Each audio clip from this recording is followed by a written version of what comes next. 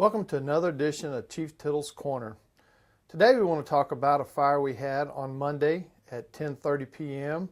at 202 East Oakton Old Circle at the Oaks of Lewisville apartments. This fire went to 3 alarms, and actually today I would like to pass this on to our battalion chief who was in command at that fire, Battalion Chief Jerry Wells, and let him tell you exactly what he had when he got there and what our guys did to take care of this fire. Hey, y'all get out of there! Come on, get off the street!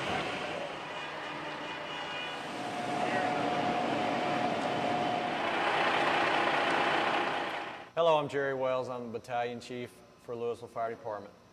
The other night we responded to a apartment fire in which dispatchers sent us out there saying that we had multiple jumpers off the balconies. As fire units started arriving, we actually had about 15-foot flames lapping up over the roof of this apartment. I personally never saw or witnessed any of the people jumping over the balcony, but we did find out later that they used their balconies as a fire escape because they couldn't get out their doors.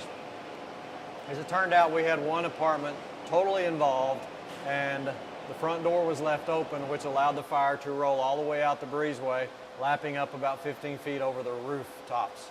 Our first in companies got there, started attacking that fire. We put a second alarm on the fire to get more units coming. Assigned the different units for the primary search, in which the police officers help us do a lot of. Didn't take us too long to have to go to a third alarm fire due to the manpower shortage. And what we found out later was this building was about 250 feet long, had 68 apartment units in it. So we did have the potential for a lot of loss of life and property in that building. As it turns out, the guys got in there and did a real aggressive firefighting job. Everything kind of fell perfectly as planned, as we've trained over and over, and the fire went out relatively quickly. We did have it set up for a defensive attack just in case we didn't get the fire put out at the beginning. What's defensive attack? Defensive attack is when you basically don't have anybody on the inside. Everything's done with master streams and ladder pipes coming down from the top, spraying water. Offensive is when we send fire crews on the inside. They work up underneath the fire and put the fire out from underneath, which means they're more in harm's way that way. It's a little more dangerous approach, but it's the best approach most of the time. Later in the fire, I walked a couple in one of the apartments that actually did try to go out their front door. And as they opened the door, they had a lot of fire come into their apartment. Well, they immediately slammed the door shut and used their balcony for a fire escape, lowering each other down. So I guess that might have been what somebody saw as people coming out their balconies. With me that night was what's considered my partner and my driver.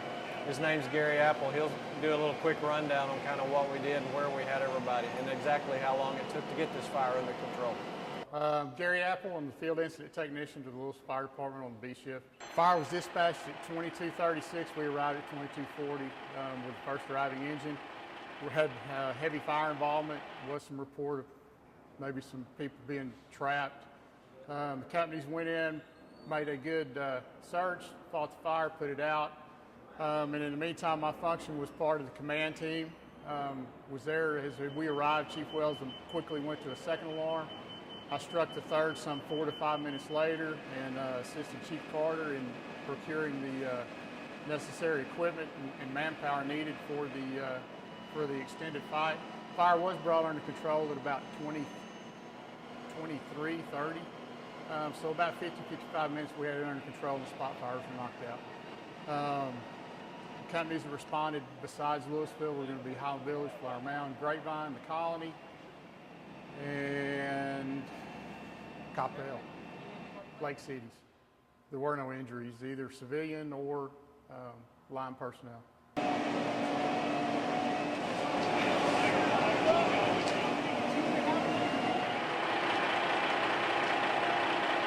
I want to thank Chief Wells for being a part of this edition of Chief Tittle's Corner and for sharing his shift's experience with this incident.